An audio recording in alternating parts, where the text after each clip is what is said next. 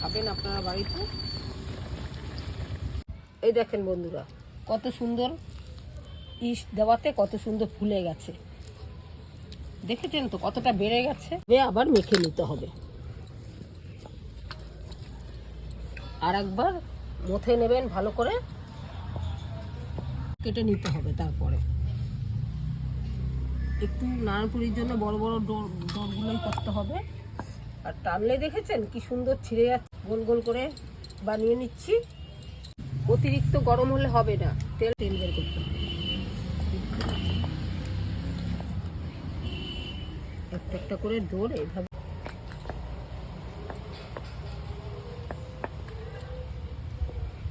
গরম হয়ে গেছে। অল্প গরমেই পুরিটা ছেড়ে দিলাম।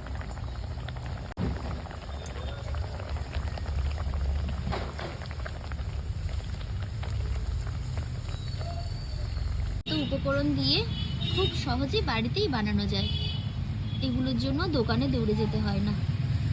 একটু কষ্ট করে যদি বাড়িতে বানিয়ে নিতে পারেন না, রবিবারের সকালটা বা সন্ধ্যাটা খুব জমে যায়।